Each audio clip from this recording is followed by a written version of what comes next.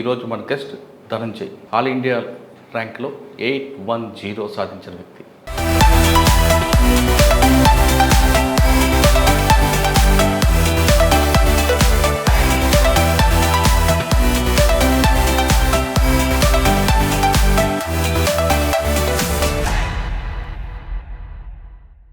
ఎందుకండి మీకు civil చేయాలనిపించింది? Sir నాకు వైజాగ్ స్టీల్ 2011లో జాయిన్ అయిన తర్వాత ఒక 1.5 ఇయర్ నేను లైఫ్ని జాలీకి గడిపేశాను. ఆ తర్వాత ఏమైందంటే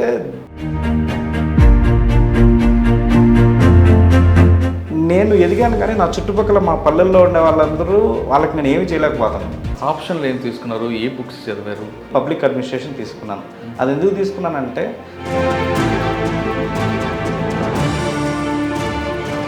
అందుకే నేను ఎప్పుడు దానికోసం తెగించి చదవలేదు. పేదవాళ్ళు ఆ ఫస్ట్ జనరేషన్ దాంట్లో నుంచి బయటపడాలంటే వాళ్ళు కొన్ని ఏరియాస్లో కాంప్రమైజ్ అవ్వాలి.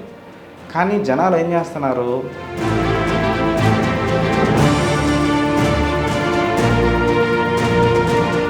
నలుగురు కోసం ఈ డాబు కార్యక్రమాలు చేస్తున్నారు. కలెక్టర్ అవుదాని వెళ్ళాడు, కాలేకపోయాడు, మళ్ళీ వచ్చి ఇదే సీట్లో కూర్చున్నాడు అనే కామెంట్స్ కూడా వినాల్సి వస్తుంది. అది ముందే మీరు ప్రిపేర్ అయ్యారా? నేను బేసిక్గా ఎవరి గురించి పట్టించుకోను సార్. నేను నా క్లారిటీ నాకుంది, నేను ఏం చేస్తున్నాను, చేసేది మంచిదా కాదా అని. ఎందుకంటే ఈ కామెంట్స్ నాకు అంతే తప్ప ఈ పక్కన వాళ్ళ వల్ల నా స్వేచ్ఛని పోగొట్టుకోవాలనుకోలేదు సార్. సాధారణంగా బోర్డు దగ్గరికి వెళ్ళిన తర్వాత మనకు తెలియకపోతే తెలియదు అన్నది చెప్పడం బెస్ట్ అంటారా, లేదా తెలియకపోయినా తెలిసినట్లు ఓవర్ యాక్షన్ చేయడం బెస్ట్ అంటారా? సార్ బ్లఫింగ్ అనేది వాళ్ళు క్యాచ్ చేసేస్తారు సార్, అందులో అనుమానం ఏం లేదు. కాకపోతే కొన్ని బేసిక్ క్వశ్చన్స్ ఉంటాయి సార్, అది మనం ప్రిపేర్ అయ్యే వెళ్ళి చెప్పాల్సిందే. ఎయిర్పోర్ట్ నుంచి గ్రీన్ ఛానల్ పెట్టడం, లిక్కర్స్ అని, గోల్డ్ అని, అన్ని విషయాలు గిఫ్ట్లు వస్తాయని, కానీ ఎక్స్పోజర్ మాత్రం కస్టమ్స్ అనగానే బాగా డబ్బులు వస్తాయి అనుకుంటారు. అటువంటి నిందున్న డిపార్ట్మెంట్లోకి వెళ్ళి మీరు ఈ విధంగా ప్రక్షాళన చేస్తారు? పర్సెప్షన్ అనేది first of all government servants మీద ఉంటుంది, అందరికీ ఉంటుంది కాదన్న. దీంట్లో డిగ్రీస్ ఉంటాయి. ఈ బ్రాడర్ పిక్చర్లోకి మనకి వెళ్తే మనం ఆ నేరో మైండెడ్నెస్ వెళ్ళిపోతాం సార్.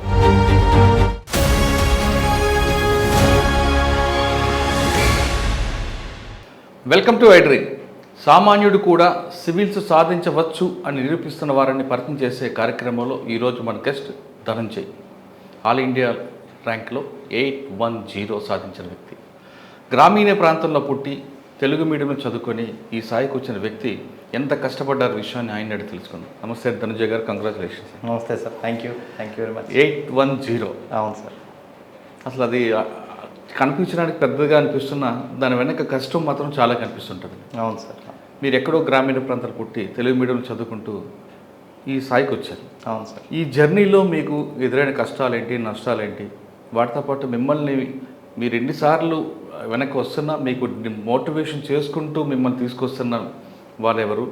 ఒకవేళ మీకు మీరే మోటివేషన్ చేసుకున్నారా, లేదు మీకు ఫ్యామిలీ మెంబర్స్ వాళ్ళు మోటివేషన్ చేయబట్టి ఈ స్థాయికి వచ్చారా? ఈ ప్రశ్న సమాధానం చెప్పే ముందు ధనంజయ్ గారి కుటుంబ నేపథ్యం, అసలు సివిల్స్ రాయాలన్న ఆలోచన ఎందుకు వచ్చింది? సార్ నేను చిత్తూరు జిల్లా పులిచెర్ల మండలం మంగళంపేట గ్రామం సార్ మాది. అమ్మమ్మ వాళ్ళ ఊరు. మేము చిన్నప్పటి నుంచి అక్కడే పెరిగాం. చిన్నప్పుడు మా నాన్నగారు కొంచెం alcohol addicted, so mother illiterate. So మా అమ్మమ్మ గారు మమ్మల్ని పట్టించుకున్నారు. ముఖ్యంగా మా మేనమామ అయిన రవి, చంద్ర వీళ్ళే మమ్మల్ని పెంచారు. అమ్మమ్మ వీళ్ళు ముగ్గురు.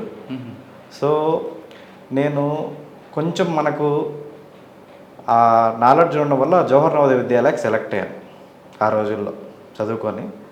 సో చదువుకొని అది నా లైఫ్లో డిఫైనింగ్ మూమెంట్ సార్. సెలెక్ట్ అవ్వడం, జవహర్ నవోదయ విద్యాలయకి సెలెక్ట్ అవ్వడం. ఎందుకంటే అక్కడికి వెళ్ళిన తర్వాత మనకు ఫుడ్ ఉంది, క్లోత్స్ ఇచ్చారు, బట్టలు ఇచ్చారు, చదువుకోమని స్థలం ఇచ్చారు. సో అదృష్టం కొద్దీ అక్కడికి వెళ్ళడం వల్ల నెక్స్ట్ 7 years నేను అక్కడే ఉన్నాను. అక్కడే నా ఇంటలెక్చువల్ డెవలప్మెంట్ కావచ్చు, ఎమోషనల్ బ్యాలెన్స్ కావచ్చు, ఆ ఎకో సిస్టమ్ నాకు నేర్పించింది. నేర్పించిన తర్వాత నేను అక్కడ ర్యాంక్ తెచ్చుకోలేదు, కానీ జీవితాన్ని ఎలా పోరాడాలో తెలుసుకున్నాను అక్కడ ఉన్న ఎకో సిస్టమ్ వల్ల. సో ఆ తర్వాత నేను మీకు అంత బలవంగా నాటపే సంఘటన ఉందా? జీవితం అన్న పెద్ద పదం వాడారు కాబట్టి ఆ చిన్న వయసులోనే. అవును సార్. అంత పెద్ద పదం వాడారంటే మీకు బలమైన ఏదో సంఘటన ముద్ర వేసి ఉంటుంది. సార్ అక్కడ ఏమైందంటే నేను జాయిన్ అయిన తర్వాత నాకున్న పరిస్థితుల వల్ల మా అమ్మ నాన్న రెగ్యులర్గా నా దగ్గరికి వచ్చేవాళ్ళు కాదు. సో ఒకసారి వెళ్ళిన తర్వాత 5-6 నెలలు మనం ఉండాలి. అక్కడ నాలాంటి వాళ్ళు చాలామంది ఉన్నారు, నేను ఒకటే కాదు. సో అప్పుడు ఏమవుతుంది, ఇది అందరికీ కామనే, ఈ కష్టాలేమి నాకు ఒకటికే ఉన్నట్టు కాదు అనే క్యాజువల్ యాటిట్యూడ్ వచ్చేస్తుంది మనకి. అలా ఉన్న చదువుతున్నారు, అలా ఉన్న స్పోర్ట్స్లో ఎక్సెల్ అవుతున్నారు. సో ఇవన్నీ క్యాజువల్గా తీసుకుని కూడా మనం పైకి వెళ్ళొచ్చు అనే యాటిట్యూడ్ నాకు ఆ స్కూల్ నేర్పించింది, స్కూల్లో ఉన్న ఫ్రెండ్స్ నేర్పించారు. సో అదొకటి. అదృష్టం కొద్దీ మనం పేదరికంలో పుట్టినా అక్కడ రోజు మనకు మంచి ఫుడ్ పెడతారు, దానివల్ల ఫిజికల్ డెవలప్మెంట్ కావచ్చు, ఇంటలెక్చువల్ డెవలప్మెంట్ కావచ్చు అడ్డవుతుంది. So which is the base for overall development in the life. So మనకు ఆ 7 years అది మనకు దొరికింది. సో ఫౌండేషన్, గట్టి ఫౌండేషన్ పడిపోయింది అక్కడ. అవును సార్, అవును. అంటే మిగతా వాళ్ళ పేరెంట్స్ వచ్చినప్పుడు ఆ బాధ లేదు, మా అమ్మ నాన్న రాలేదని కూడా మీరు ఇప్పుడు బాధపడలేదు. అంటే మీ యాటిట్యూడ్ అనేది అక్కడ వేరేగా మారుతూ వచ్చింది. అంటే బాధ స్టార్టింగ్లో ఉండింది సార్, ఆ తర్వాత అది క్యాజువల్ అయిపోయింది. ఎందుకంటే నాలాంటి వాళ్ళు చాలామంది ఉన్నారు అక్కడ. ఈ రోజుల్లో ఉన్నారో లేదో తెలియదు కానీ మేము చదువుకునేటప్పుడు ఉండేవాళ్ళు మా ఫ్రెండ్స్ చాలామంది. సో ఒక స్టేజ్ తర్వాత మిగిలిన వాళ్ళు కూడా పేరెంట్స్ని వద్దనేవాళ్ళు, మాకు ఆ డబ్బులు ఇచ్చేయండి అనేవాళ్ళు కావాలంటే. సో అదేం అంత స్పెషల్ కాదు అనేది ఓవర్ ఏ టైం అర్థమైందనమాట. ఫ్రెండ్స్ని మనకి ఏది లేదో అది ఒకరినొకరు కోఆపరేట్ చేసుకోవడం. మనం ఇంకోటి ఏంటంటే అక్కడ మనం నేర్చుకునేది ఏదో ఒక దాంట్లో ఎక్సెల్ అయితే మనకు గుర్తింపు వస్తుంది, అన్నిట్లో అవ్వాల్సిన అవసరం లేదు. మనం అన్నిట్లో చేయలేం, కంపల్సరీ పక్కనోడి హెల్ప్ తీసుకోవాలి. సో కోఆపరేషన్ అనేది అక్కడే స్టార్ట్ అయిపోయింది, ఇవ్వడం తీసుకోవడం. So that's what I learn from. ఇచ్చి పుచ్చుకోవడం ఉంది అక్కడ నేర్చుకున్నారు. గుడ్. తర్వాత ఎక్కడికి వచ్చారు? తర్వాత ఇంటర్ కూడా అక్కడే చదివాను సార్ నేను. ఇంటర్ చదివిన తర్వాత శ్రీకాళహస్తిలో నేను బీటెక్ ఎలక్ట్రికల్ ఇంజనీరింగ్ చేశాను. అక్కడ 4 years చేశాను. అక్కడ కూడా కొంచెం అక్కడ నవోదయ సహకారం లేకపోవడం ఎంత ప్రాబ్లమో అక్కడ అర్థమైంది. అక్కడ ఫుడ్ ఇవన్నీ కూడా ఇష్యూస్ అయినాయి. బట్ ఆ టైంలో లక్కీగా నాకు మా అమ్మమ్మ ఒకటే చెప్పింది, నాయన ఈ 4 ఏళ్ళు నీకు నెలకి ఎంత ఇస్తాను, ఏదో ఒకటి చేసి చదువుకో, 4 ఏళ్ళ తర్వాత నేను ఇవ్వలేను, నువ్వు నన్ను అడిగితే కరెక్ట్ కాదు అని చెప్పింది. నాకు ఆ 4 ఏళ్ళు ఇస్తే చాలని, మనం ఆ కాలేజీలో చదివినా కూడా నేను అప్పుడు గేట్లో ర్యాంక్ తెచ్చుకున్నాను. ఆ తర్వాత గేట్లో ర్యాంక్ తెచ్చుకున్నా నేను ఎంటెక్ చదవలేను కాబట్టి Vizag steel plant all India exam రాసి దాంట్లో సెలెక్ట్ అయ్యి అదే సంవత్సరంలో నేను వైజాగ్ స్టీల్ ప్లాంట్లో జూనియర్ మేనేజర్గా జాయిన్ అయ్యాను. సో అదొక, అంటే అక్కడ మీకు ఎర్నింగ్ స్టార్ట్ అయింది. నాకు అదృష్టం కొద్దీ మా ఫ్యామిలీకి కానీ నాకు కానీ అది అనదర్ డిఫైనింగ్ మూమెంట్. ఎందుకంటే నాకు అప్పటి వరకు ఆర్థిక లోటు ఉండేది, అది నాకు ఒకసారిగా ఆర్థిక స్వేచ్ఛ వచ్చేది. సాధారణంగా బీటెక్ అయిన తర్వాత జాబ్ తర్వాత పెళ్లి చేసుకోవాలనుకునే వాళ్ళు చాలామంది ఉంటారు, లైఫ్ సెటిల్ అవుతున్నాం కదని. మీరు అప్పుడే మ్యారేజ్ చేసుకున్నారా, లేదు మీకు ఇంకా తీరని దాహం చదవాలని ఉంది అనిపించిందా? సార్ నాకేమైందంటే బీటెక్లో మాది లవ్ మ్యారేజ్ సార్. బీటెక్లో నేను అప్పుడున్న ఒంటరితనం కావచ్చు, వివిధ కారణాల రీత్యా నాకు తను తోడు దొరికింది. నేను అది కూడా ఒక మోటివేషన్ నాకు, ఎందుకంటే మనకు సెటిల్ కాకపోతే మనం పెళ్లి చేసుకోలేం. సో అది కూడా వన్ ఆఫ్ ద రీజన్ అనమాట ఆ ఏజ్లో కొంచెం గట్టిగా చదవడానికి. సో చదివి ర్యాంక్ వచ్చింది. ర్యాంక్ వచ్చిన తర్వాత ఇంకెలాగూ పెళ్ళి అనేది సెటిల్ అయిపోతుంది. సో 2015లో మా పెళ్ళయింది సార్. ఒప్పుకున్నారా? ముందే ఒప్పుకున్నారు సార్, ముందే ఒప్పుకున్నారు. మీది love come arrange? Love come arrange sir నాకు. అంటే మీరు చెప్పారు ముందు, ఆవిడ చెప్పారు? నేనే చెప్పాను సార్. ఏమన్నారు ఆవిడ? ఆమె వెంటనే సరే అన్నారు. అవునా? అంటే అప్పటికే మీరు ఉన్నారు మనసులో? అవునవును. పెద్ద ట్విస్టులు టర్న్ ఏం లేవు, బట్ ట్విస్టులు తర్వాత వచ్చాయి. ఎలా అంటే ఆమె కంప్లీట్గా నాకు ఈ పెళ్ళైన తర్వాత నేను యాక్చువల్గా జర్నీ స్టార్ట్ చేశాను. సో ఈ భారాన్నంతా మోసింది. ఎందుకండి మీకు సివిల్ చేయాలనిపించింది? సార్ నాకు వైజాగ్ స్టీల్ 2011లో జాయిన్ అయిన తర్వాత ఒక 1.5 year నేను లైఫ్ని జాలీకి గడిపేశాను. ఎందుకంటే అంతకుముందు ఉన్నంత కష్టాలు కావచ్చు, మనకు ఏవైతే తీరని ఆశలు ఉంటాయో అన్నీ తీర్చేసుకున్నాను. మంచి హోటల్కి వెళ్ళాం వాట్ ఎవర్ లైఫ్లో. ఆ తర్వాత ఏమైందంటే దీనికోసం ఇంత చేయాలా, ఇదేనా మనం నలుగురికి రేపు పొద్దున ఎలా ఉపయోగపడతాం ఒకటి. రెండు, అక్కడికి వెళ్ళిన తర్వాత అర్థమైంది ఏంటంటే నేను ఎదిగాను కానీ నా చుట్టుపక్కల మా పల్లెల్లో ఉండే వాళ్ళందరూ వాళ్ళకి నేను ఏమి చేయలేకపోతున్నాను. అంటే వైజాగ్లో 1.5 year మీరు హ్యాపీగా లైఫ్ ఎంజాయ్ చేసిన తర్వాత ఒక పొజిషన్ అనిపించింది, వీళ్ళందరికీ ఏం చేయలేకపోతున్నాను, ఏదో చేయాలని. అంటే ఏం చేయాలని ఆలోచించినప్పుడు ఒకటి, మనం డబ్బులు చేయలేం, ఎందుకు మనకు వచ్చే జీతం మన ఫ్యామిలీకే సరిపోద్ది. రెండు, మనం ఎన్ని రోజులను డబ్బులు ఇవ్వగలం, so we have to transform them. అంటే ఆ శక్తి పొలిటీషియన్స్కి ఉంది లీగల్గా, లేదా సివిల్ సర్వెంట్స్కి ఉంది. So that's what motivated me in life to pursue civil services sir. రెండు, ఒక్కసారి చదవడం స్టార్ట్ చేసిన తర్వాత ఇది వచ్చినా రాకపోయినా ఆ జ్ఞానం అనేది నా లైఫ్ని ట్రాన్స్ఫార్మ్ చేయడానికి యూజ్ అయిపోయింది. నన్ను నేను ట్రాన్స్ఫార్మ్ చేసుకోవడానికి, నా చుట్టుపక్కల పరిస్థితులను కరెక్ట్గా అర్థం చేసుకోవడానికి యూజ్ అయింది సార్. ఎస్పెషల్లీ నేను అప్పట్లో అంబేద్కర్ గారి గురించి చదివాను. That is most inspiring for me. ఆ తర్వాత నేను తెలుసుకునేది ఏంటంటే నాలాంటి వాళ్ళ జీవితాలన్నీ ఆయన పెట్టిన భిక్షే అనేసి. సో అది అందుకనే ఆయన ఆ రోజు అన్ని రోజులు చదివాడు, కనీసం ఆయన చదివిన దాంట్లో 1% అయినా చదవాలి మనం అనేసి నేను కంటిన్యూస్గా పర్సూ చేశాను. ఇందుకు నా శ్రీమతి కంటిన్యూస్గా సపోర్ట్ చేశారు. ఓకే, అంటే డాక్టర్ బాబాసాహెబ్ అంబేద్కర్ గారి స్ఫూర్తితో సివిల్స్ రాయాలని మీరు కంకణ కట్టారు. అవును సార్, అవును. రాయాలనుకున్నారు, మీకు ఒకవైపు ప్లాన్ బి ఉంది ఆల్రెడీ, అవును, ఫైనాన్షియల్గా ఏ ఇబ్బంది లేకుండా అది చేస్తూ చదవడం ప్రారంభించారు. ఆప్షన్లు ఏం తీసుకున్నారు, ఏ బుక్స్ చదివారు, ఇదంతా కొత్త జీవితం ప్రారంభించారు కదా. అవును సార్. నాకు అక్కడ ఆదిత్య అని ఒక ఫ్రెండ్ ఉన్నాడు సార్. ఆ అబ్బాయి అప్పటికే హైదరాబాద్లో కొంచెం అవేర్నెస్ ఉంది అతనికి, 1 or 2 attempts చేశాడు. సో అతని నుంచి మనం తెలుసుకొని పబ్లిక్ అడ్మినిస్ట్రేషన్ తీసుకున్నాను.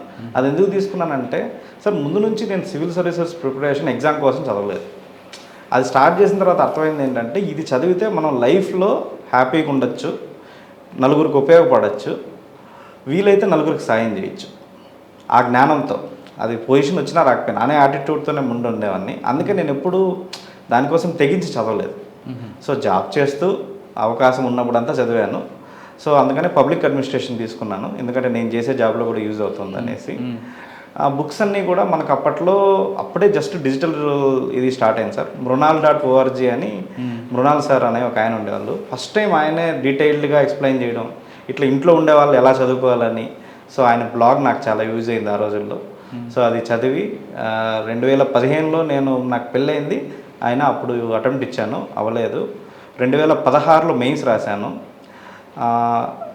ఈ కోచింగ్ లేకపోవడం లేదా నలుగురు తెలియకపోవడం అనేది నాకు ఆ రోజు కాస్ట్ అయిపోయింది సార్. 2016లో ఏమైందంటే నేను ఒక్క మాక్ టెస్ట్ కూడా రాయకుండా డైరెక్ట్గా మెయిన్స్ రాశాను. దానివల్ల ఏమైంది, అదే టైంలో జయలలిత గారు చనిపోయారు తమిళనాడులో. నేను చెన్నై సెంటర్లో రాశాను. సో మాకు పేపర్ లేట్గా వచ్చింది, ఆప్షనల్ పేపర్. నాకు దాంట్లో 8 క్వశ్చన్లు ఉంటాయి, 5 రాయాలనే విషయం తెలియదు. మనం పీవైక్యూస్ చూసుకుంటాం కానీ ఇన్స్ట్రక్షన్స్ చదవం. సో అంతకుముందు 5 ఎగ్జామ్లు అన్ని రాయడము అనే ఆలోచనలో, ఆ లేట్గా రావడము, ఆ టెన్షన్లో నేను 8 రాసేసాను, అన్ని సగం సగం. సో ఆ పేపర్ నాకు దాదాపు 60 మార్కులు తక్కువ వచ్చేసారు, లేదంటే ఆ రోజే నేను క్లియర్ చేసేవాడిని. కానీ ఆ తర్వాత ఏమైందంటే 2017లో ప్రిలిమ్స్ ఒక 1/2 మార్క్తో పోయింది. అదే టైంలో ఏపీపీఎస్సీ గ్రూప్ 1 రాశాను, అందులో ఇంటర్వ్యూకి సెలెక్ట్ అయ్యాను. సో 2018లో ఆ ఇంటర్వ్యూ జరిగింది. సో ఈ ప్రాసెస్లో 2018 అటెంప్ట్ సరిగ్గా రాయలేదు. సో 2018లో ఈ ఏపీపీఎస్సీ గ్రూప్ 1లో ప్రొవిజన్ అండ్ ఎక్సైజ్ డిపార్ట్మెంట్లో అసిస్టెంట్ ప్రొవిజన్ అండ్ ఎక్సైజ్ సూపరింటెండెంట్గా సెలెక్ట్ అయ్యాను. అందులో జాయిన్ అయ్యాను. ఇంకా 2019-20 ట్రైనింగ్, 2020 ఎండింగ్లో ఫస్ట్ పోస్టింగ్. సో ఈ ప్రాసెస్లో మొత్తానికి సివిల్ సర్వీస్ జర్నీ కొంచెం పక్కకి వెళ్ళింది సార్. సో పర్సూ చేయలేకపోయాను, కానీ ఎప్పటికీ నాకు ఆ బాధ ఉండిపోయేది, మనకు టాలెంట్ ఉండి కూడా మనం చేయలేకపోతున్నామని. ఆ తర్వాత సార్ నేను కందం చంద్రుడి గారిని, మన సత్యేష్ బాబు సార్ని వాళ్ళ ఫంక్షనింగ్ని దగ్గరుండి చూశాను అనంతపూర్లో వాళ్ళు పనిచేసినప్పుడు. ఎస్పెషల్లీ కందం చంద్రుడి గారు అక్కడ అనంతపూర్లో ఉన్న ఈ దళిత వాడలన్నిటికీ నేమ్ పెట్టుకోండి అని ఒక ఆర్డర్ ఇచ్చారు కలెక్టర్గా. సో నాకు అది మోస్ట్ డిఫైనింగ్ మూమెంట్. ఎందుకంటే నేమ్ ఈజ్ అన్ ఐడెంటిటీ, కానీ ఇప్పటికీ హరిజనవాడ గిరిజనవాడ అని చెప్పుకుంటా అంటారు. కానీ ఆయన ఒక్క ఆర్డర్తో జిల్లా అంతా నేములు పెట్టుకోమని ఇచ్చారు. సో అక్కడ కాస్ట్ ఏం ఇన్వాల్వ్ లేదు, it is just an identity. అది అందరికీ కూడా అర్థం కాదు, అక్కడి నుంచి వచ్చిన వాళ్ళకి అర్థమవుతుంది దాని విలువ. సో అందుకని ఆ మోటివేషన్తో అప్పుడే ఇప్పుడు ప్రజెంట్ చిత్తూరు ఎస్పీగా ఉన్నారు సార్ మణికంఠ సార్. సార్ అక్కడ ట్రైనింగ్ వచ్చారు అప్పుడు. సో సార్ సింప్లిసిటీ, సార్ మళ్ళీ లేదు అవకాశం ఉన్నంత వరకు రాయి. నేను కూడా అప్పుడు జూనియర్ అసిస్టెంట్గా ఉన్నాను, తర్వాత ఫారెస్ట్ రేంజర్గా ఉన్నాను, తర్వాత సార్ అట్లా 4-5 స్ట్రగుల్స్ వచ్చాను, లైబ్రరీ చాలా చేశారు. సో వాళ్ళ వైఫ్ హర్షిత గారు కూడా నాకు తెలుసు సార్. సో ఇంకా సారు లేదు నువ్వు మళ్ళీ రాయంటే నేను ఆలోచిస్తాను సార్, కంపల్సరీ ట్రై చేస్తాను. అప్పటికే మా పాప పుట్టింది సార్. నాకు 2015లో పెళ్ళి అయితే 2018లో నవంబర్లో పాప పుట్టింది. సో తనతో కొంత స్పెండ్ చేసి తర్వాత చేద్దామని కొంత పోస్ట్ పోన్ చేశాను. ఫైనల్గా స్పెషల్ ఎన్ఫోర్స్మెంట్ బ్యూరో ఫామ్ చేశారు సార్ గవర్నమెంట్ 2019 వచ్చిన తర్వాత. అందులో 1 year పనిచేశాను. పనిచేసిన తర్వాత ఇంకా నాకు రోజు రోజుకి ఆ పెయిన్ ఎక్కువైపోతుంది అనమాట, మనం సివిల్ సర్వీసెస్ క్రాక్ చేయట్లేదని. అందుకని 2022 డిసెంబర్లో ఇంకా అప్పుడు మా ఎక్సైజ్ సూపరింటెండెంట్ లావణ్య మేడం అని ఉన్నారు, మేడంకి వెళ్ళి చెప్పినాను, మేడం ఇది మేడం పరిస్థితి, నేను రాయాలనుకుంటానంటే అప్పుడు మాకు జాయింట్ కమిషనర్ అనసూయ మేడం ఉన్నారు సార్. వాళ్ళిద్దరూ కలిసి అప్పుడు మాకు వినీత్ బ్రిజ్లాల్ సార్ కమిషనర్ ఉన్నారు సార్. మేము అవసరమైతే సార్తో మాట్లాడతాము, మీరు కూడా వెళ్ళి ఒకసారి రిక్వెస్ట్ చేయండి, సార్ లీవ్లు ఇస్తారు, రాద్దురు అని చెప్పారు సార్. అప్పుడు మాకు ఎక్సైజ్ డిపార్ట్మెంట్లో గంజాయి డిస్ట్రాయింగ్ ఉండింది. సో అక్కడికి వెళ్ళి ఒక 15 days గంజాయి డిస్ట్రాయ్ చేసి మళ్ళీ వచ్చి సార్ కనపడి, అవును సార్ అవును, అప్పుడు దాదాపు మనం ఏఓబిలో ఒక 1000 ఎకరాల దాకా డిస్ట్రాయ్ చేసాం డ్రోన్స్ అంతా వాడి. సో అక్కడి నుంచి వచ్చి సార్కి కనిపిస్తే లేదు నీకు అన్ని రోజులు లీవ్ ఇవ్వడం కుదరదన్నారు. మళ్ళీ ఒక 15 రోజులకి మళ్ళీ సార్ దగ్గరికి వెళ్తే సారు పర్మిషన్ ఇచ్చారు సార్ కొన్ని రోజులకి.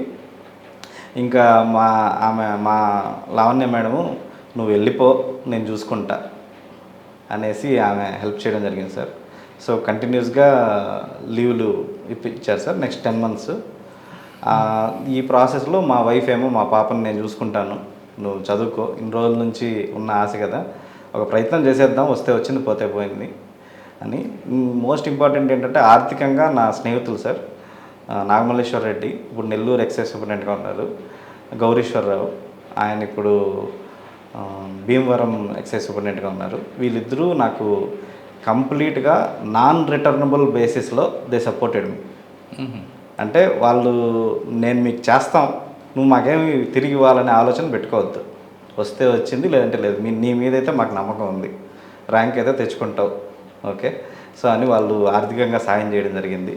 సో ఇంతమంది ఇన్ని చేతులు వేయడం వల్ల లాస్ట్ 2 attempts వేసాను సార్.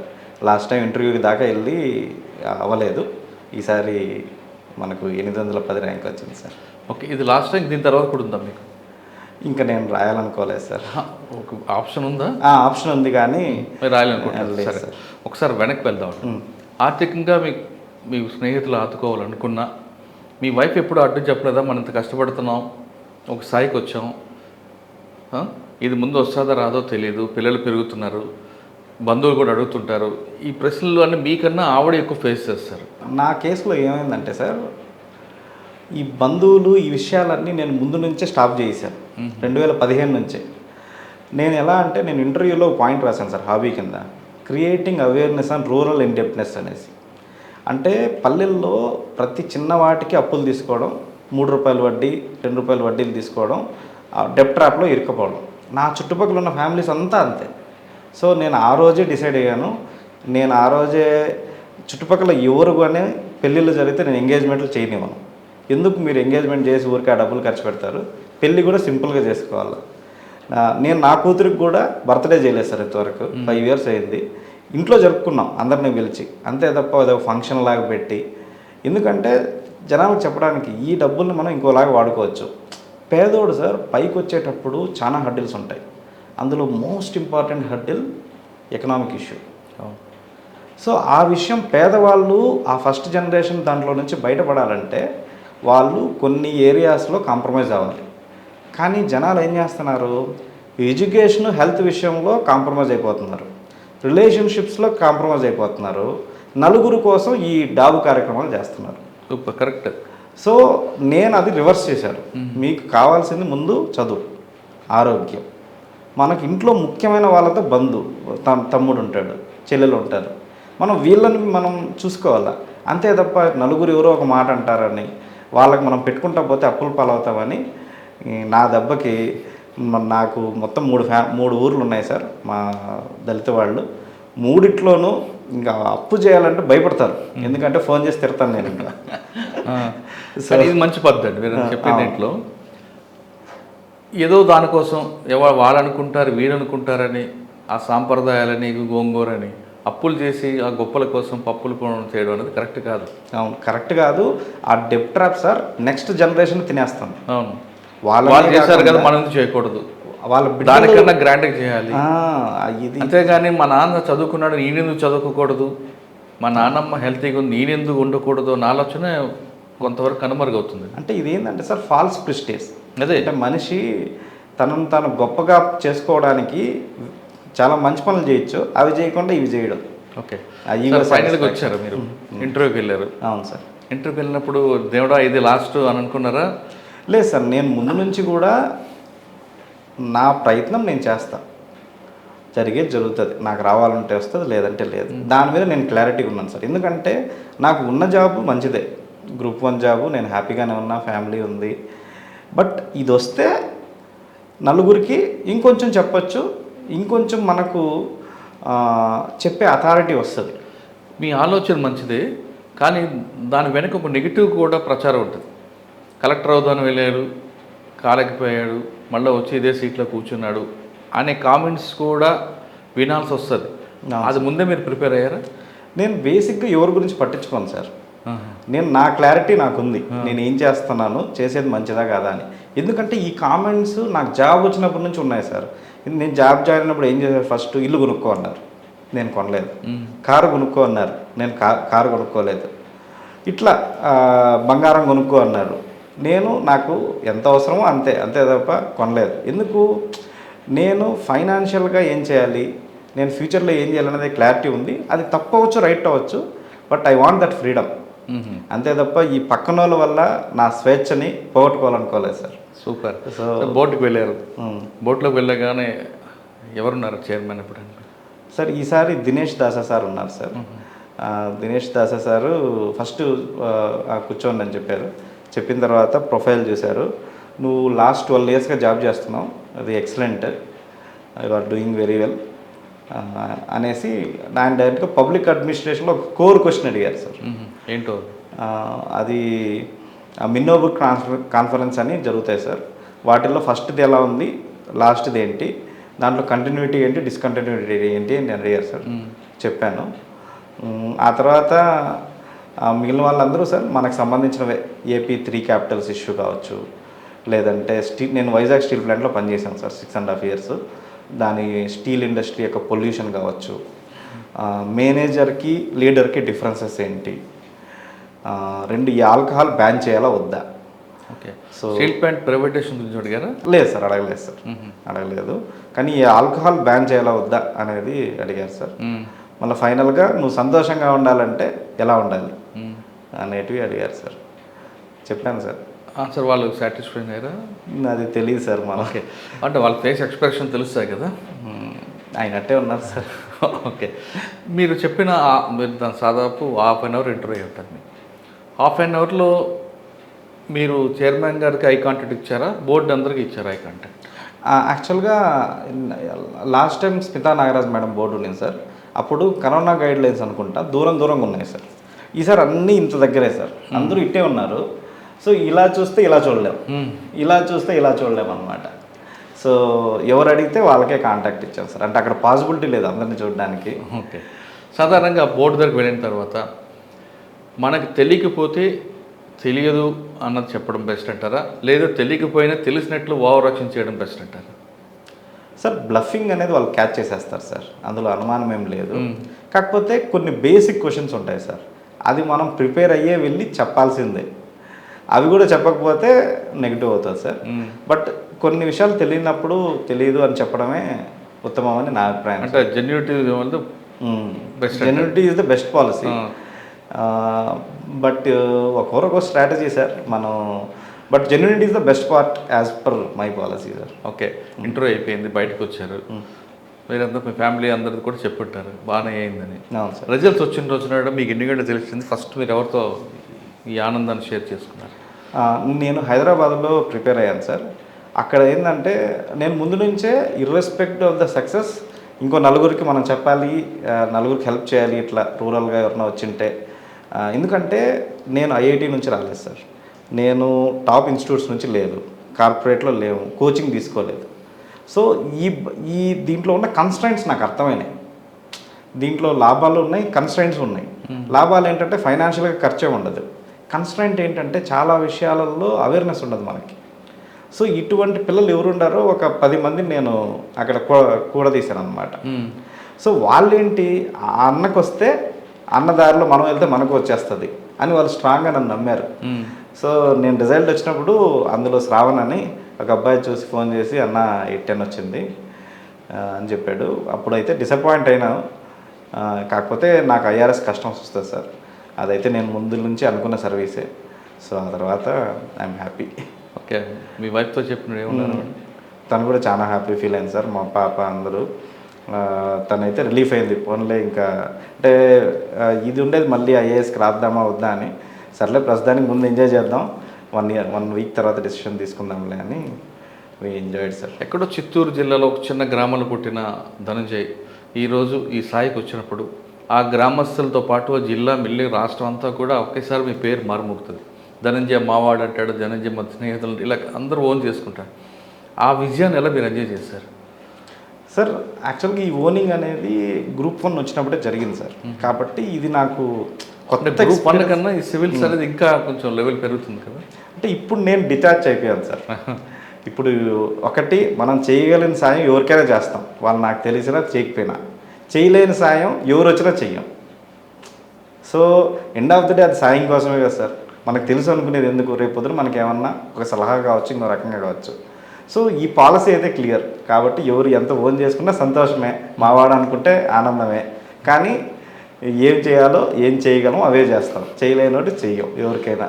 ఆ రిజల్ట్ వచ్చిన తర్వాత దాదాపు కొంతమంది 24 గంటలు, మరి కొంతమంది 48 గంటలు, మరి కొంతమంది ఇంకొక వారం రోజులు ఆ హ్యాంగ్ ఓవర్లో ఉంటారు. మీరు ఆ హ్యాంగ్ ఓవర్ నుంచి బయటపడడానికి మీకు ఎన్ని రోజులు పట్టింది? యాక్చువల్గా హ్యాంగ్ ఓవర్ ఏం లేదు సార్. నాకు ఆ రోజు ఈవినింగ్ వరకు కాల్స్ వచ్చాయి కంటిన్యూస్గా, అంతే. అంటే ఆ తర్వాత ఇంకా నార్మల్ మళ్ళీ నేను డ్యూటీకి వెళ్ళిపోయాను. అందరూ హ్యాపీగా ఉన్నారు, మా కొలీగ్స్ అందరూ. సార్కి వచ్చింది, సార్ పైకి వెళ్తే మేము మా సార్ మాకు తెలుసు అని చెప్పుకోవచ్చు అనే ఫీల్ ఇంకంతా నార్మలే సార్. నేను ముందు నుంచి కూడా డిటాచ్డ్, అందుకని నేను ఐపీఎస్ కూడా పెట్టుకోలేదు. అది నా పర్సనల్ రీజన్స్ వల్ల కావచ్చు. I'm not attached to the position. సాధారణంగా ఐఏఎస్, ఐపీఎస్, ఐఆర్ఎస్ కోరుకుంటారు, ఐఎఫ్ఎస్. కానీ మీరు ఐపీఎస్ వద్దు అని ఎందుకు పెట్టుకున్నారు ఆప్షన్ దీంట్లో? సార్ దానికి 4-5 రీజన్స్ ఉన్నాయి సార్. ఒకటి పర్సనల్ రీజన్ ఏంటంటే I want to spend time with family sir. ఎందుకంటే నాకు 2015లో పెళ్ళైనా అప్పటి నుంచి నేను సగం సివిల్స్ సగం జాబ్ అని ఫ్యామిలీకి ఎనఫ్ టైం ఇవ్వలేదు సార్. ఇప్పుడు మా పాప 6 ఇయర్స్ సార్. ఇప్పుడు నేను ఐపీఎస్కి వెళ్తే నెక్స్ట్ 6 ఇయర్స్ కూడా నేను చాలా బిజీ అయిపోతాను. సో అప్పుడు ఇది క్రూషియల్ ఫేస్ ఆఫ్ డెవలప్మెంట్. అంటే లిటరల్గా నేను ఆమె నుంచి టైం లాగేసుకుంటున్నా. So I don't want to do that sir. So IRS అయితే కొంచెం నేను టైం స్పెండ్. ఒక రీజన్ చెప్పారు, ఇంకా 3 రీజన్స్ కావాలి. 2, policing has certain fundamental problems sir. దానికి సాక్రిఫైస్ కావాలి. సో నేను అంటే ఇంకోటి ఏంటంటే మనకు పోలీసింగ్లో ఉన్న లిమిటేషన్స్ వల్ల, అంటే ఫంక్షనరీస్ కావచ్చు, ఫండ్స్ కావచ్చు, మ్యాన్ పవర్ ఇప్పుడు ఆల్మోస్ట్ 40% ఉన్నారు రిక్వైర్మెంట్కి. సో బెస్ట్ టూల్ అందరూ ఏది అడాప్ట్ చేస్తారంటే ఒక హార్ష్ యాటిట్యూడ్ అడాప్ట్ చేస్తారు టు కంట్రోల్. ఎందుకు టూల్స్ లేవు, ఇంక పని చేయించాలా, ఇంకా one of the easiest way is being harsh. So నాకెందుకు అది నేను చేయలేను అనిపించింది సార్. కానీ సాధారణంగా యూనిఫామ్ సర్వీస్ అంటే చాలామందికి ఇష్టపడతారు, అందులో ఒక ఇమేజ్ ఉంటుంది, ఒక ప్యాషన్ కనిపిస్తుంటుంది, పబ్లిక్లో మీరు ఎక్కడికి వెళ్ళినా ఐడెంటిఫికేషన్ ఉంటుంది. అవును సార్, ఇట్ ఈజ్ ఎన్ యాక్చువల్గా పబ్లిక్ ఇమేజ్ కంటే కూడా it is an sacrifice sir. కాకపోతే ఆ సాక్రిఫైస్కి కాస్ట్ ఉంటుంది, మనం దానికి రెడీ అవ్వాలి. చాలామందికి ఆ కాస్ట్ తెలియదు. నేను ఆల్రెడీ 5 ఇయర్స్ నుంచి ఈ సర్వీస్లో ఉన్నాను కాబట్టి నేను ఎస్సీబీలో ఉన్నప్పుడు మన అందరితో కలిసి పనిచేసాం సార్. అప్పుడు గాంజా రైడ్స్ కానీ ఇవన్నీ చేసేవాళ్ళం. సెన్సేషనల్ కేసెస్, ఈ శాండ్ కేసెస్ ఇవన్నీ కూడా పట్టుకున్నాం. సో అందరితో నేను కలిసి పనిచేసినప్పుడు నాకు ఎక్స్పోజర్ వచ్చేసింది. రియల్ పోలీస్ డిపార్ట్మెంట్ ఫంక్షనింగ్ ఎలా ఉంటుంది, రోజు టెలికాన్ఫరెన్స్లు ఇవన్నీ కూడా. సో ఐ రియలైజ్డ్ దట్ నాకున్న లిమిటేషన్స్లో not to go for IPS. అవునా? కానీ పబ్లిక్కి సామాన్య మనుషులకు కూడా సహాయం చేయాలంటే పోలీస్ అనేది బెస్ట్ ప్లాట్ఫామ్. అవును సార్. మీరు వాళ్ళు డైరెక్ట్గా మీరుతో ఇంటరాక్ట్ అవుతారు, వాళ్ళకి ఇన్స్టెంట్ జస్టిస్ కూడా మీరు చేయొచ్చు. అవును సార్. మీ యాటిట్యూడ్లో మీకున్న జ్ఞానాన్ని, మీకున్న దీని సర్వీస్ని కొంతమంది చేయాలి అని అనుకుంటున్నారు. కానీ ఇది మీకు ఇప్పుడు రాబోయే సర్వీస్ ఒకవేళ ఐఆర్ఎస్ కస్టమ్స్ వచ్చిందనుకోండి, అందులో మీరు చేయడానికి పబ్లిక్తో ఇంటరాక్ట్ అవ్వడానికి ఉండదు కదా sir? First thing sir, public service మనం ఇంట్లో ప్రశాంతంగా ఉంటే చేయగలం సార్. అది ఫస్ట్ కండిషన్. చాలామందికి తెలియదు అది. ఓకే. మన home should be at peace. ఇప్పుడు నేను ఆల్రెడీ ఇంత టైం తీసేసుకున్నాను వీళ్ళ దగ్గర నుంచి. ఇప్పుడు మళ్ళీ వాళ్ళకి టైం లేదనుకోండి, రేపు పొద్దున వాళ్ళకి ఫ్రస్ట్రేషన్ పెరిగిపోతుంది. అది వన్ ఆఫ్ ద రీజన్స్. 2, ఐఆర్ఎస్లో కూడా ఇప్పుడు నార్కోటిక్స్ ఎన్సీబీ ఉంది సార్. ఎన్సీబీ అది మోస్ట్ ఇంపార్టెంట్ ఫంక్షన్. నేను ఆల్రెడీ గాంజా రైడ్స్, గాంజా కేసెస్ చేశాను. In future I will try to go for NCB. ఎందుకంటే చాలామంది డ్రగ్స్ మీద ఫోకస్ చేయట్లేదు. ఈరోజు యూత్ అందరూ కూడా హైదరాబాద్ కావచ్చు, మీరు చాలా చోట్ల చూస్తున్నారు. సో వీటికి స్పెషలైజ్డ్ రిక్వైర్మెంట్ ఉంది. So I feel I can contribute better in that way. Okay. So అది కూడా సమాజానికి సేవే కదా సార్. సో నేను ఆ ఫేమ్ని బయటకు కనిపించేదాన్ని వద్దనుకున్నాను. ఓకే. ఒకవేళ ఐఆర్ఎస్ వచ్చింది, కస్టమ్స్, ఇక్కడ 2 రకాలు ఉంటాయి. ఒకటి మీరు గాంజా విషయం తీసుకుంటే మీ సర్వీస్ చూపించవచ్చు, దాన్ని కంట్రోల్ చేయడానికి మీ లెవెల్ ఉంటుంది.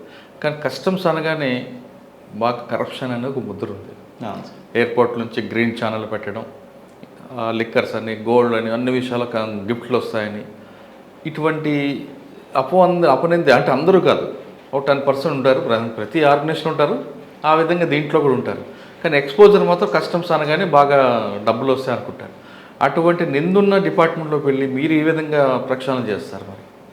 సార్ ఒకటి సార్, ఈ పర్సెప్షన్ అనేది first of all government servants మీద ఉంటుంది. అందరికీ ఉంటుంది కాదన్న. దీంట్లో డిగ్రీస్ ఉంటాయి. పోలీస్ ఇంత, ఎక్సైజ్ ఇంత, కస్టమ్స్ ఇంత, రెవెన్యూ ఇంత, డిగ్రీస్ ఉంటాయి corruption. But I feel it is the person who defines the position. So మనం ఏం చేస్తాం అనేది ఇంపార్టెంట్ సార్. 2, అది నేషన్కి ఎలా అఫెక్ట్ చేస్తుంది అనే బ్రాడ్ పిక్చర్లోకి మనం వెళ్ళగలిగితే, ఇప్పుడు సపోజ్ గోల్డ్ స్మగ్లింగ్ ఉంది, ఇప్పుడు దానికి జిఎస్టీ వస్తే ఎంత రెవెన్యూ వస్తుంది, అది ఒక పథకానికి వాడచ్చు. సో ఈ బ్రాడర్ పిక్చర్లోకి మనకి వెళ్తే మనం ఆ నేరో మైండెడ్నెస్ వెళ్ళిపోతాం సార్. 2, కరప్షన్ అనేది మనిషికి ఎంత చేసినా తృప్తి ఉండదు. సో ఉన్న దాంట్లో తృప్తి చెందితే, ఉన్నంతలో హ్యాపీగా ఉంటే ఈ జాబ్ ఏం అవసరం లేదు సార్. సింపుల్గా హ్యాపీగా ఉండొచ్చు, మన జాబ్ ప్రశాంతంగా చేసుకోవచ్చు, నేషన్కి కాంట్రిబ్యూట్ చేయొచ్చు.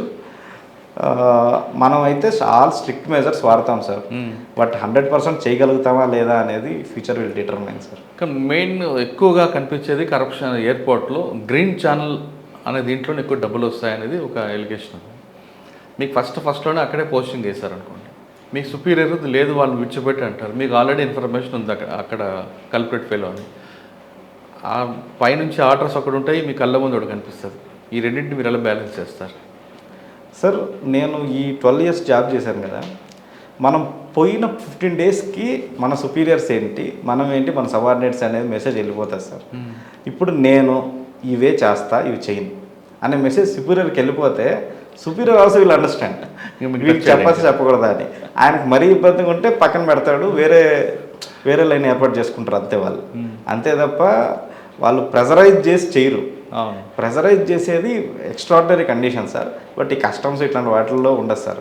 ఉంటే నాకు తెలిసి ఇదర్ పోలీస్ సర్వీసెస్లో మేబీ ఉండొచ్చు కొంత, లేదా డైరెక్ట్ రెవెన్యూ సర్వీసెస్లో ఉండొచ్చేమో, కానీ అదర్ సర్వీసెస్లో అయితే ఉండదు సార్. సుపీరియర్ విల్ నో వీడు చేస్తాడా చేయడా అని. చేయడం అని తెలిస్తే టచ్ చేయరు, ఎందుకు వాళ్ళకు అది ఇబ్బంది కదా. చెప్పించుకోవడం కన్నా చెప్పకపోవడం బెటర్ కదా.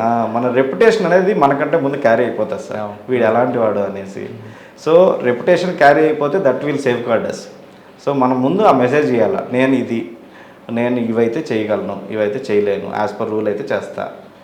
ఇప్పుడు కొన్ని అడ్జస్ట్మెంట్స్ ఉంటాయి సార్. అడ్జస్ట్మెంట్ అంటే ఏంది? ఫర్ ఎగ్జాంపుల్ డేటా తెప్పించుకోవడం కావచ్చు, లేదంటే ఆన్ పేపర్ ఉండదు కానీ బట్ జరిగిపోతుంది. సో ఇట్లాంటి చిన్న అంటే వైలేషన్స్ కాదు అవి, మేనేజ్మెంట్ అంతే. మేనేజ్మెంట్ అయితే మనకున్న లిమిటెడ్ రిసోర్సెస్ వల్ల చేస్తాం sir, but corruption is too dangerous sir. అది ఓకే. మీరు ఆల్రెడీ కస్టమ్స్ డిపార్ట్మెంట్ మీకు ఒక అవగాహన ఉంది, దాని లింక్ పైన సభ్యులు ఉన్నారు కాబట్టి ఈ డ్రగ్స్ గంజా ఇవన్నిటి మీద మీకు ఫోకస్ ఉంది. మీకు ఐఆర్ఎస్ వచ్చిన తర్వాత మీ విజన్ దేని మీద ఎక్కువ ఫోకస్ ఉంటుంది సార్? ముందు మనం చెప్పుకున్నట్టు నేను ఎన్సీబీలో వర్క్ చేయడానికి ట్రై చేస్తాను సార్. రెండు మీరు అన్నట్టు ఎక్కడ అవకాశం ఉన్నా, ఎక్కడ నేను బాగా చేయగలను అని ఎక్కడ అవకాశం వచ్చినా అక్కడ మనం రెవెన్యూ ఎట్లా పెంచగలం, అక్కడ ఉన్న లూప్ హోల్స్ని ఎట్లా అరికట్టగలం, సిస్టమేటిక్గా మనం ఏమైనా చేయొచ్చా అంటే నేను వెళ్ళిపోయిన తర్వాత కూడా అక్కడ ఆ సిస్టమ్ సెట్ అయిపోతే మనకు ప్రాబ్లమ్స్ తగ్గిపోతాయి. సో వీటిల్లో చేద్దాం సార్, చూడాలి సార్. మీరు ఎన్సీబీ ఎక్కువ అంటున్నారు నార్కోటిక్స్ దీంట్లో, కానీ అక్కడ మీకు మాఫియాస్ కొంత క్రిమినల్ అందరూ మీకు శత్రువులో పెరుగుతారు. అవును సార్. అటు ఆ థ్రెట్ నుంచి మరి బయటపడడానికి మీరు ఏమైనా ప్లాన్ చేసుకున్నారా? అంటే ఆల్రెడీ అవి ఎక్స్పీరియన్స్ అయినాం సార్. అంటే మీరు గంజాయి డీలర్తో గంజాయి స్మగ్లర్తో అయినట్లు ఉంటుంది అక్కడ, దానికి ఎక్స్ట్రీమ్ కనిపిస్తారు వాళ్ళు. అవసరం అనుకుంటే రెండే, మీరు వాళ్ళని సరెండర్ అవ్వాలి లేదా పోస్ట్ నుంచి వెళ్ళిపోవాలి. కానీ అక్కడ ఉంటే మాత్రం వాళ్ళు ఎలిమినేట్ చేయడానికి కూడా సిద్ధపడుతుంటారు. ఇంకా అదైతే చేయాల్సిందే సార్, ఎందుకంటే ఇంత ఎగ్జామ్ రాసి ఇంత వచ్చి వీటికి భయపడితే దీనికి మీనింగ్ లేదు. So we have to go to any extreme to clear as much as possible. 100% చేస్తామని మనం. అంటే మీరు చెప్పినట్లుగా గతంలో మీ రికార్డు ముందు సీట్లో కూర్చుంటుంది కాబట్టి టచ్ చేయరు. అవును సార్, అవును. అది ఎక్కడ ఉంటుంది మాఫియా కూడా. ఏమాత్రం కొంచెం తేడా ఉంటే వాళ్ళు ముందు భయపెట్టడానికి చూస్తారు, మీరు భయపడలేదు అనుకోండి ఏం చేయలేరు వాళ్ళు. అంటే స్టాండర్డ్ ఆఫ్ ఆపరేషన్ ఫాలో అయితే సార్ లైఫ్కి అయితే థ్రెట్ ఉండదు ఎక్కడైనా కానీ. వన్స్ దే ఆల్సో వాళ్ళు కూడా ఏంటంటే ఆ సిచ్యువేషన్ చూస్తే వాళ్ళు తగ్గిపోతారు. ఒకటి లైఫ్ థ్రెట్ అయితే మనం చూసుకోవాలి సార్, ఎక్కడైనా, ఎక్కడ పోలీసులో అయినా ఎక్కడైనా we have to follow SOP, అదైతే షూర్. దానివల్ల లైఫ్ థ్రెట్ ఉండదు. మిగిలిన బెదిరింపులు మనం ఫోన్లు ఎత్తాం, ఏం చేస్తారు, ఇది ఇచ్చేసి ఇది ఎగ్జిక్యూట్ చేసేయడమే, ఎగ్జిక్యూట్ చేసేంత వరకు సైలెంట్లో పెట్టేసి కంప్లీట్ చేసేయడమే ఆపరేషన్. అంతేనా? అంటే మీకు సెబ్బ పనికి వచ్చింది బాగా. అవునవును, సెబ్బ ఎక్స్పీరియన్స్ హ్యాస్. మీరు లారీ స్విచ్ చేస్తుంటారు, అవతల ఫోన్లు వస్తుంటాయి. అంటే మామూలే సార్, అది ప్రతి ఒక్క గవర్నమెంట్ ఉద్యోగికి ఆ ప్రెజర్ ఉంటుంది. అది కామన్గా తీసుకోవాలి కానీ అదేదో స్పెషల్గా తీసుకోకూడదు. అది సార్ ఫైనల్గా చెప్పండి, మీలాగా కొంతమంది ఈ ప్రొఫెషన్ రావాలనుకుంటే సివిల్స్ రాయమంటారా, లేదు గ్రూప్ 1 రాయమంటారా, లేదు సివిల్స్లోనే ఐఆర్ఎస్ తీసుకోమంటారా, లేదు ఐఏఎస్ ఏమైనా తీసుకోమంటారా? ఒకవేళ వాళ్ళు రాయాలనుకున్న వాళ్ళకి మీరు ఇచ్చే టిప్స్ ఏంటి సార్? అందరికీ ఉంటుంది నేను సివిల్స్ రాయాలి, సివిల్స్ రాయాలనేది ఒక కామన్ కోరిక సార్. ఇందులో ఫైర్ అయితే ముందు మనలో ఉండాలి సార్. ఇప్పుడు దీనికి సపోర్టింగ్ సిస్టమ్ కావాలి. అంటే ఒక మినిమం ఫైనాన్సెస్, మనం టైం ఇవ్వగలగాల, జాబ్ చేసే వాళ్ళకైతే లీవులు కావాలా, హౌస్ వైఫ్స్కి అయితే ఇంట్లో ఎక్కువ సిస్టమ్ ఉండాలా సపోర్ట్ చేసే వాళ్ళు కానీ అట్లా. సో ఎవరు ఏ సిచ్యువేషన్లో ఉండారో చూసుకొని వాళ్ళకి ఆ మినిమం రిక్వైర్మెంట్స్ ఉంటే దే కెన్ ట్రై సార్. కానీ మినిమం రిక్వైర్మెంట్స్ లేకుండా సాహసం చేస్తే అది వెరీ ఎక్స్ట్రీమ్ కేసులోనే సక్సెస్ అవుతుంది తప్ప ఇబ్బంది పడే ఛాన్స్ ఉంటుంది. మినిమం ఫైనాన్సెస్ అంటే మనకు మంత్ గడవడానికి కావచ్చు, ఇయర్ గడవడానికి, ఎగ్జామ్ అపియర్ అవ్వడానికి అది సెట్ చేసి పెట్టుకోవాలి సార్. కొందరు కసిగా దూకేస్తారు, వాళ్ళది ఎక్స్ట్రాడినరీ స్టోరీ. బట్ అవకాశం ఉన్నంత వరకు చేసుకుంటే ఇట్లా వాళ్ళకి ఏం కావాలి, దీనికి minimum time, minimum money, discipline ఇవ్వాలి సార్. ఆ 3 మనం ఇవ్వగలిగితే చాలా వరకు క్లియర్ చేసే అవకాశం ఉంటుంది సార్. ఓకే, వచ్చిన వాళ్ళు ఏం తీసుకోమంటారు? It depends on their passion sir. ఇప్పుడు ఐఏఎస్ ప్రజలతో ఉండొచ్చు, ప్రజలకు సేవ చేయొచ్చు, డైరెక్ట్గా పబ్లిక్ ప్లాట్ఫామ్ ఉంటుంది. అట్ ద సేమ్ టైం వాళ్ళు టైం ఇవ్వలేరు. ఇప్పుడు యంగ్లో ఉన్నారు, 25, 26, 27, పెళ్ళి కాలేదు. సో వస్తానే వాళ్ళు ఎనఫ్ టైం ఇవ్వగలరు. కాబట్టి IAS, IPS it can be very suitable. IPS కూడా సో ఫిజికల్లీ ఫిట్గా ఉన్నారు, ఫిట్గా లేకపోయినా అక్కడికి వెళ్తే ఎన్పిఏకి వెళ్తే ఫిట్ అయిపోతారు. ఈ ఎంగేజ్లో ఉన్నప్పుడు better to go for this top 2 services sir. In extreme cases families ఉన్నాయి, టైం అనేది కన్స్టెంట్ అవుతుంది. ఎందుకంటే రేపు పొద్దున మనం ఫ్యామిలీకి టైం ఇవ్వలేకపోతే ఆ డిస్టర్బెన్సెస్ పెరిగిపోతాయి సార్. సో కాబట్టి అలాంటి కేసెస్ ఎవరైనా ఉంటే they can prefer IRS and other services. Okay civils రాయాలంటే కేవలం బుక్సే కాదు, టైమే కాదు, ముందు మీకు ఫైనాన్షియల్గా మీరు మీ కాళ్ళ మీద నిలబడే విధంగాని, లేదా మీ మీద డిపెండ్ అవుతున్న ఫ్యామిలీకి ఆర్థికంగా సహకరిస్తే ఖచ్చితంగా ఈ డిపార్ట్మెంట్లో రండి అంటున్నారు ధనంజయ్. అంతేగాని కుటుంబం ఉంది కదా, అమ్మా నాన్న చూసుకుంటారు కదా అంటూ ఇందులో దూకితే మాత్రం ముందు ఇబ్బంది పడే అవకాశం ఉంటుంది. అన్నిటికన్నా ఇంపార్టెంట్ ప్లాన్ బి ఉంటే, ఒక డిసిప్లిన్ ఉంటే ఖచ్చితంగా ఇందులో సక్సెస్ అవుతారంటూ అతను చెప్తున్నారు. ప్రతి మనిషి కూడా తన చుట్టూ ఉన్న సమాజాన్ని ఏం జరుగుతుంది అబ్జర్వ్ చేస్తే, ఏం జరుగుతున్న విషయాన్ని చాలా క్లియర్గా అబ్జర్వ్ చేశారు చిన్నప్పటి నుంచి ధనంజయ్. అతను నవోదయ స్కూల్ అతనికి ఒక మంచి ఫౌండేషన్ రావడం, అతనికి ఉన్న మంచి స్నేహితులు దొరకడంతో అతను అనుకున్న లక్ష్యాన్ని సాధించారు. సాధారణంగా తల్లిదండ్రులు పిల్లల్ని స్కూల్లో వేసి విడిచిపెడతారు, కానీ అతనికి తల్లిదండ్రులు స్కూల్లోకి రాకపోయినా అతనిలో మార్పు అక్కడి నుంచి స్టార్ట్ అయింది. అతని స్నేహితులందరూ అతనికి సపోర్ట్ చేయడం, ఈ విధంగా ఈ స్థాయికి సాధించారు. మీరందరూ కూడా ఎక్కువగా విలాసాలకి దానికి పోకుండా ధనంజయ్ లాంటి స్టోరీస్ వింటే ఖచ్చితంగా మీలో కూడా మార్పు వస్తుంది. మీరు కూడా రేపు పౌరులుగా మంచి పేరు తెచ్చుకుంటారంటే తెలుస్తుంది. ఇది ధనంజయ్తో ఎక్స్క్లూజివ్ ఇంటర్వ్యూ. వచ్చే వారం మరొక ఇష్టం మళ్ళీ కలుద్దాం. అంతవరకు నమస్తే. Thank you sir. Thank you very much. మీలాగే అందరూ రావాలని, ఆ యాటిట్యూడ్, పాజిటివ్ యాటిట్యూడ్ వస్తే ఖచ్చితంగా ఎప్పటికైనా వాళ్ళు సక్సెస్ అవుతారు. Thank you sir. అంటే గొప్పలు వెళ్ళిపోవడం, ఫాల్స్ ప్రెస్టేజ్ వెళ్ళడం కాకుండా. Thank you sir.